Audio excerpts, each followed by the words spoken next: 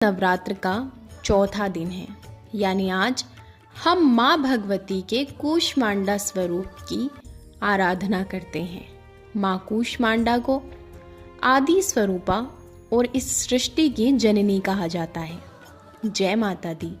आज हम सुनने जा रहे हैं दुर्गा सप्तशती से चौथा अध्याय, जिसमें बताया गया है कि कैसे महिषासुर के वध के बाद इंद्रादि देवताओं ने देवी की स्तुति की। महर्षि मेघा बोले, देवी ने जब पराक्रमी दानव महिषासुर को मार गिराया और असुरों की सेना को मार दिया, तब इंद्र आदि समस्त देवता अपने सर झुकाकर भगवती की स्तुति करने लगी। जिस देवी ने अपनी शक्ति से यह जगत व्याप्त किया है और जो संपूर्ण देवताओं तथा महर्षियों की पूजनीय है, उस अंबिका को हम भक्ति पूर्वक नमस्कार करते हैं। वह हम सबका कल्याण करे। जिस अतुल प्रभाव और बल का वर्णन भगवान विष्णु, शंकर और ब्रह्मा जी भी नहीं कर सके, वही चंडिका देवी इस संपूर्ण जगत का पालन करे और अशुभ भयों का नाश करे। पुण्यात्माओं के घरों में तुम स्वयं लक्ष्मी रूप हो और पापियों के घरों में तुम अलक्ष्मी रूप हो।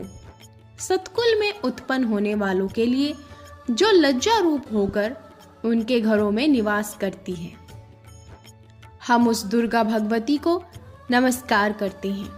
हे देवी, इस विश्व का पालन करो। हे देवी, हम तुम्हारे अचिंत्य रूप का किस प्रकार वर्णन करें।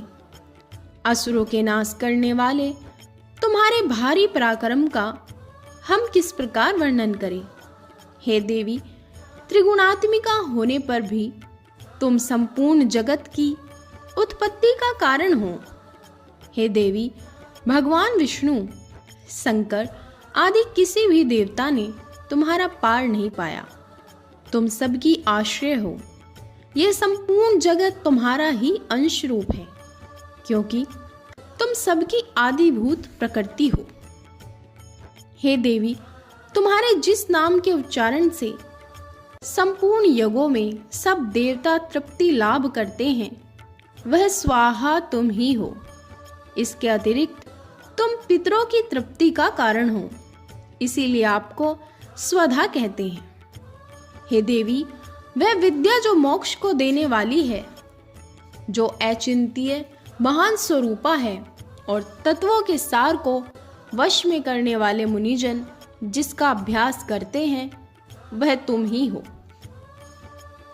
तुम वाणी रूप हो और दोष रहित ऋग तथा यजुर्वेदों की एवं उद्गीत और सुंदर पदों के पाठ वाले सामवेद की आश्रय रूप हो। तुम भगवती हो। इस विश्व की उत्पत्ति और पालन के लिए तुम वार्ता के रूप में प्रकट हुई हो और तुम संपूर्ण संसार की पीड़ा हरने वाली हो।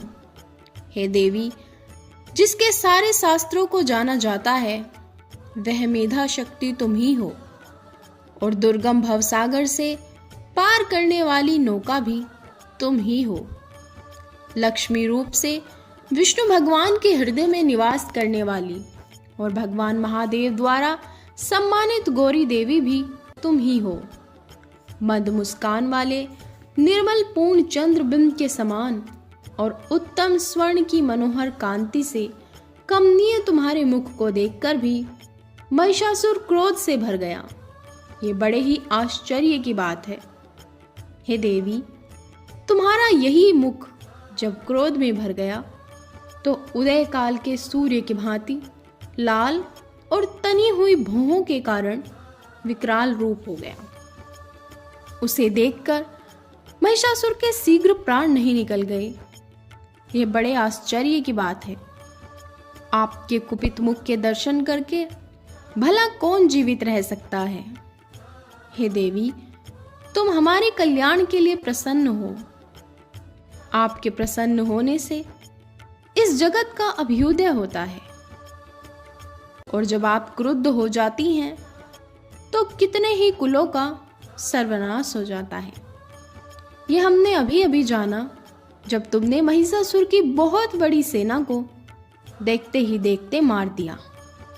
हे देवी, तुम जिस पर प्रसन्न हो जाती हो वही देश में सम्मानित होते हैं तथा उनके धन एवं यश की वृद्धि होती है। उनका धर्म कभी स्थिर नहीं होता और उनके यहाँ पुत्र पुत्रियां नौकर होते हैं। हे देवी, तुम्हारी कृपा से ही धर्मात्मा पुरुष प्रतिदिन श्रद्धा पूर्वक यज्ञ और धर्मानुकूल आचरण करते हैं और उसके प्रभाव से स्वर्ग लोक में जाता है। तुम तीनों लोकों में मनवांछित फल देने वाली हो। हे माँ दुर्गे, तुम स्मरण करने पर संपूर्ण जीवों के भय नष्ट कर देती हो और स्थिर चित्त वालों के द्वारा चिंतन करने पर उन्हें और अधिक मंगल देती हो। हे दारिद्र दुख नाशिनी देवी, तुम्हारे सिवा हमारा दूसरा कौन है। हे देवी, तुम शत्रुओं को इसलिए मारती हो कि उनको मारने से दूसरों को सुख मिलता है। वह चाहे नरक में जाने के लिए चिरकाल तक पाप करते रहे हो, किंतु तुम्हारे साथ युद्ध करके सीधे स्वर्ग में जाएं। इसीलिए उन पर कृपा करके तुम उनका वध करती हो। हे देवी, क्या तुम दृष्टिपात मात्र से समस्त असुरों को भस्म नहीं कर सकती? अवश्य ही कर सकती हो, किंतु तुम शत्रुओं को अपने शस्त्रों के द्वारा इसीलिए मारती हो कि तुम्हारे हाथ से मर के वे स्वर्ग को जाएं। इस तरह हे देवी, उन शत्रुओं के प्रति भी तुम्हारा विचार उत्तम है। हे देवी, तुम्हारे उग्र खड़ग की चमक से और त्रिशूल की नोक की कांति से असुरों की आंखें नहीं फूटी। इसका कारण यह था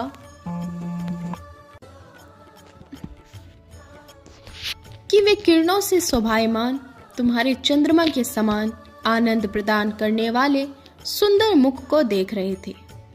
हे देवी, तुम्हारा शील बुरे विचारों को दूर करने वाला है और सबसे अधिक तुम्हारा रूप है, जो ना तो कभी चिंतन में आ सकता और ना ही जिसकी दूसरों से कभी तुलना ही हो सकती है।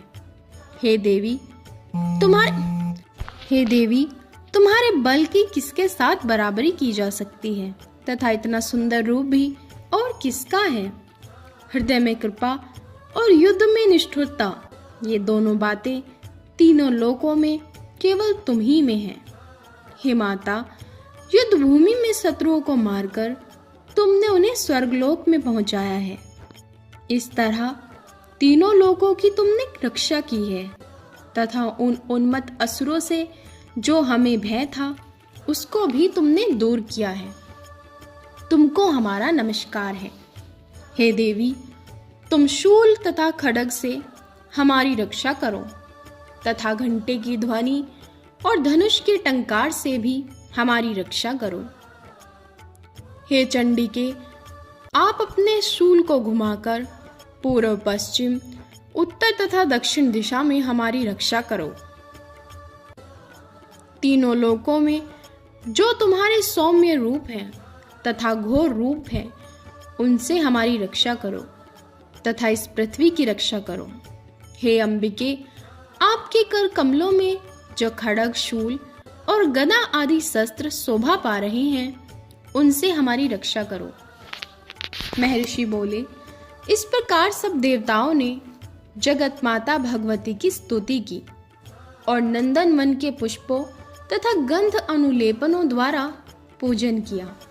तब देवी ने हर्षित होकर देवताओं से कहा, हे देवों, तुम सब मुझसे मनवांछित वर मांगो।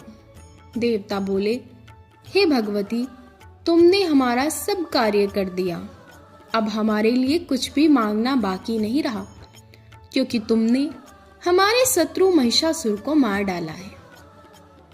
हे महेश्वरी, तुम इस पर भी यदि हमें कोई वर देना चाहती हो तो बस इतना वर दे दो कि जब हम आपका स्मरण करें तब आप हमारी विपत्तियों का हरण करने के लिए हमें दर्शन दिया करो।